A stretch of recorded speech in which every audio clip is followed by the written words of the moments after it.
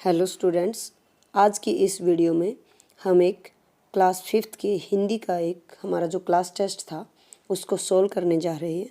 ठीक है, और ये PT2 के रिवीजन के लिए टेस्ट लिया था मैंने क्लास में। तो चलिए कर लेते हैं इसके सॉल्यूशंस। हमारा पहला प्रश्न है, मेडल से चूड़ियाँ बनवा लेने पर दादी ने बुआ को महामूर्ख क्यों माना। देखिए, स्वामी की दादी पाठ से ये प्रश्न है ना। जब स्वामी की बुआ ने उसके दादा के मेडल से तोड़कर चूड़ियाँ बनवा ली थी तो पाठ में इस बात का जिक्र आया है। तो हमारा उत्तर रहेगा, मेडल से चूड़ियाँ बनवा लेने पर दादी ने बुआ को महामूर्ख इसलिए माना क्योंकि वह मेडल स्वामी के दादाजी को MA करने पर मिला था।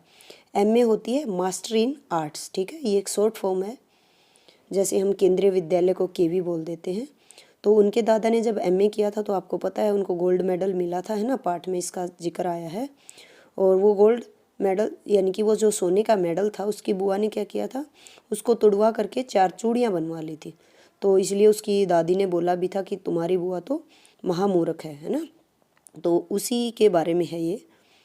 वह उनकी सफलता की निशानी थी, है ना। उनके दादा ने MA में गोल्ड मेडल जीता है तो ये उनकी सफलता की निशानी थी, लेकिन बुआ ने उसे तुड़वा कर चूड़ियाँ बनवा ली थी, इसलिए दादी ने उसको महामूर्ख कहा है। ठीक है, हमारा दूसरा प्रश्न है, राजा के मरने पर अंधेर नगरी की प्रजा खुश क्यों हुई।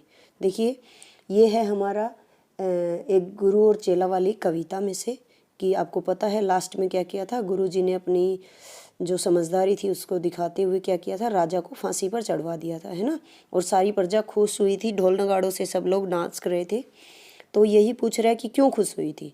तो सभी को पता है, पाठ में अच्छे से पढ़ा है कि राजा क्या था, महामूर्ख था। बिल्कुल ही वो किसी को भी सजा दिलवा देता था, बिल्कुल भी समझदारी तो थी ही नहीं उसमें, है ना। तो इसीलिए राजा बहुत मूर्ख था, तो इसीलिए उसके मरने पर क्या हुआ था, प्रजा खुश हुई थी। यही हमारा उत्तर लिख दिया हमने छोटा सा। हमारा तीसरा प्रश्न है कि इन शब्दों के अर्थ लिखकर वाक्य में प्रयोग करें। यानी कि एक शब्द है धेला, धेला आया है ना।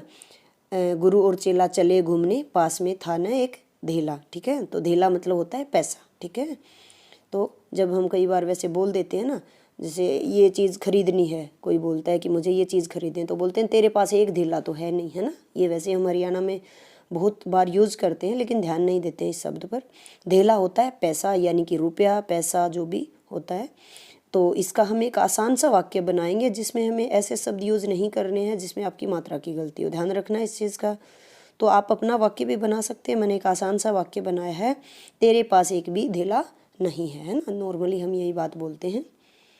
अगला है गगरी। गगरी भी इसी कविता में आया है शब्द कि एक ग्वालिन मिली थी राजा को जिसके सिर पर गगरी थी, है ना। सॉरी, उसको गुरुजी को एक ग्वालिन मिली थी जिसके सिर पर गगरी थी। कविता में आया है ये जिक्र।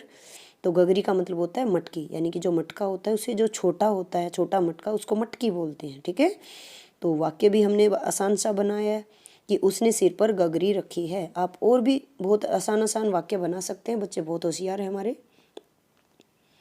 हमारा तीसरा शब्द है खूंखार। ठीक है, खूंखार पे देखिए वैसे तो चंद्र बिंदु आएगा, लेकिन यहाँ पे मैं जब लिख रही थी तो लग नहीं रहा था, है ना, टाइपिंग में, तो आप चंद्र बिंदु लगा लेंगे।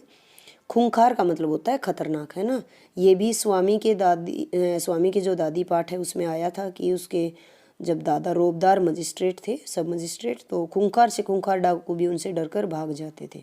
तो डाकू वगैरह है, ऐसे शब्द आप यूज़ करेंगे। अगर आपको मात्रा अच्छे से आती है तो बहुत अच्छी बात है, लेकिन अगर नहीं आती है तो आप आसान वाले शब्दों का यूज़ करेंगे।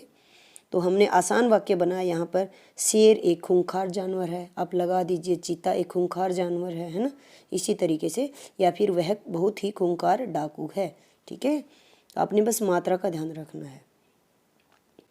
हमारा चौथा प्रश्न है, इन शब्दों के वचन बदल कर लिखो। ठीक है, वचन बदल कर लिखने होते हैं। अगर एक वचन दिया है तो बहुवचन बनाना है, बहुवचन दिया है तो एक वचन बनाना है। पहला है गोली, बिशन के दिलेरी पाठ से आए है। एक गोली होती है और बहुत सारी जब चली थी तो गोलियाँ, यहाँ पर भी आप चंद्र बिंदु बना लेंगे। घंटी, घंटी, घंटियाँ। ठीक है, बंदूक, बंदूकें। क पे देखिए अनुस्वार जो आता है ना, इसका बच्चे ध्यान रखें। अगला है चूड़ी, चूड़ियाँ। ठीक है, हमारा अगला प्रश्न है, इन शब्दों के दो दो पर्यायवाची शब्द लिखिए। आँख, आँख का होता है नेत्र, लोचन, नयन। तो आप और भी लिख सकते हैं जो आपको याद है, लेकिन यहाँ पर हमने सिर्फ 2 ही लिखने हैं, ठीक है।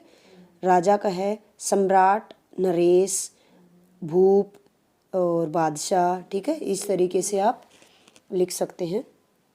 पर्यायवाची शब्द होता है उस शब्द की जगह आप जो दूसरा शब्द इस्तेमाल कर सकते हैं, यानी कि एक तरीके से उसका दूसरा नाम, ठीक है।